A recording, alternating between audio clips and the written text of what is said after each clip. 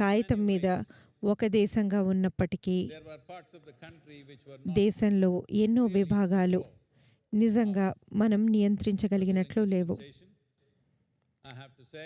నేను మన ప్రస్తుత హోంశాఖ మంత్రి గారు, ప్రస్తుత హోమ్ మినిస్టర్ గారు ఆయన చేసింది ఏంటంటే, ఒక విధంగా సర్దార్ వల్లభాయ్ పటేల్ గారు ఆ రోజుల్లో ఏం చేశారో మళ్ళీ అది మరొకసారి చేశారు. దేశాన్నంతా ఒక్కటిగా అమర్చారు.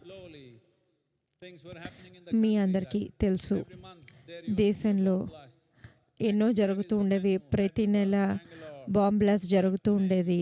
ఎక్కడ జరుగుతుంది? బెంగళూరు, ముంబై, హైదరాబాద్ ఇలాంటి చోట్లు.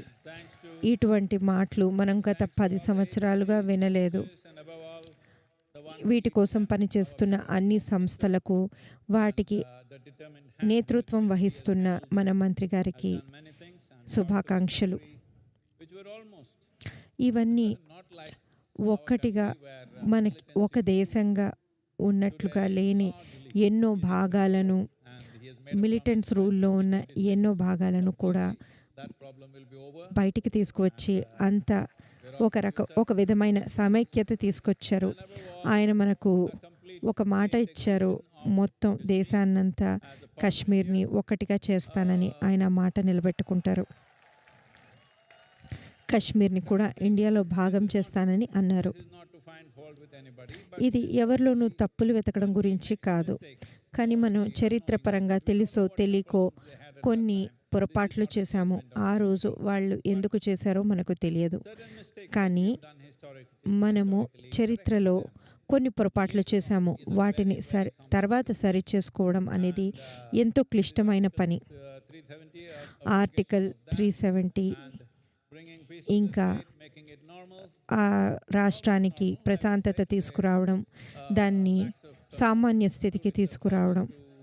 ఈ రోజున అది ఎంతో సామాన్యంగా ఉంది, ఎందుకంటే ఎంతోమంది వెళ్తున్నారు. వాళ్ళందరూ అక్కడ నన్ను వచ్చి గోల్ఫ్ ఆడమంటున్నారు కాశ్మీర్లో. ఎప్పుడు వెళ్తానో తెలియదు, మన హోమ్ మినిస్టర్ గారు చెప్పాలి. ఇదంతా అద్భుతమా?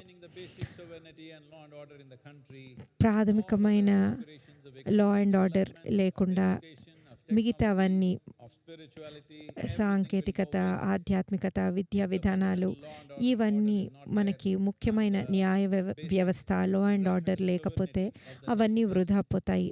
దేశమంతా ఒక్కటిగా లేకపోతే ఇవన్నీ వృధా పోతాయి. దీనికి